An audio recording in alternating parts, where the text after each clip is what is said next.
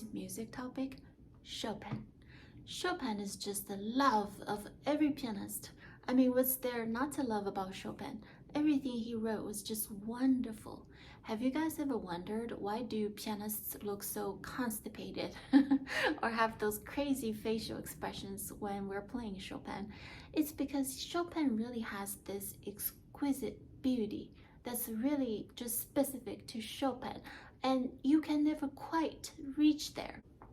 Chopin has just always presented more challenges to me than other composers. I just find Chopin very, very, very difficult to play. How do I reach the beauty in his work? I feel like it's always here and I'm always just right here and I can't grasp it. No matter how hard I work, I just can't reach it.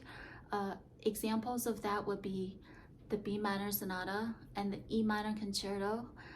These two particularly are very, very difficult for me to play.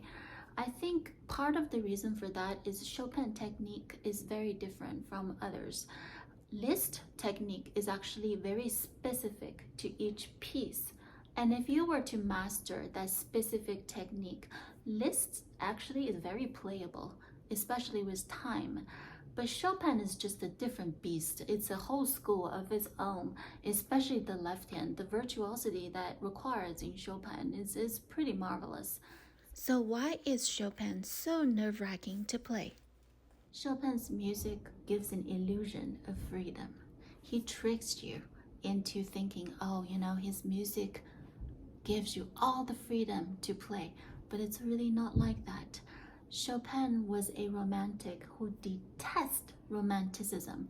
He didn't want to be associated with it. He hated Schumann, Mendelssohn. He didn't like Liszt. He thought Liszt's music were empty and vapid. He didn't care for Beethoven. He had a great deal of admiration for Bach and Mozart, actually, and Bach was Chopin's inspiration for everything that he wrote. So I think it's tricky to play Chopin because of that factor. How do we play music that's at the heart of romanticism without being overly romantic? That's a challenge for every pianist, really.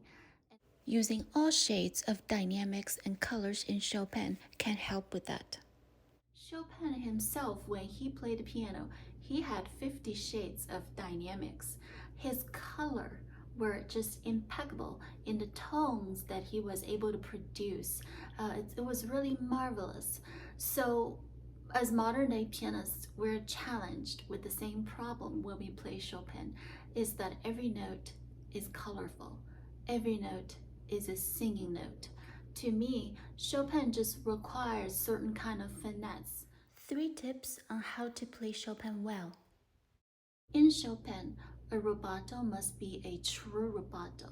That means what you take, you must give back. Liszt once made a quote on Chopin's rubatos. He used an analogy that's actually very interesting. He said that Chopin's rubato is like a tree. When the wind or the storms blow through that tree, you only see the leaves moving, but that tree must stand still.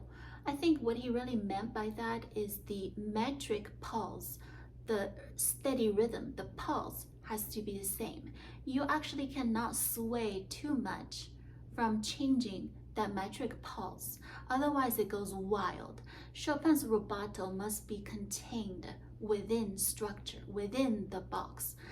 Another challenge to Chopin playing is actually every note has to be a singing note, which means that all these bravura passages in Chopin, he has lots of long runs and decorations.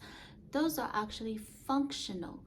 Unlike Liszt, it's purely technical and flashy. In Chopin, every single one of those passages are melodic.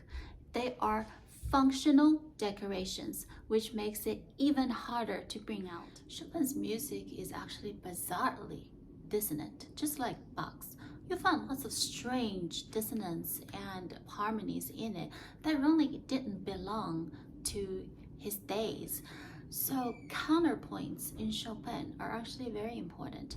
When you're playing Chopin's music, always on the lookout for those counterpoints in order to bring out that dissonance at particular times his music requires.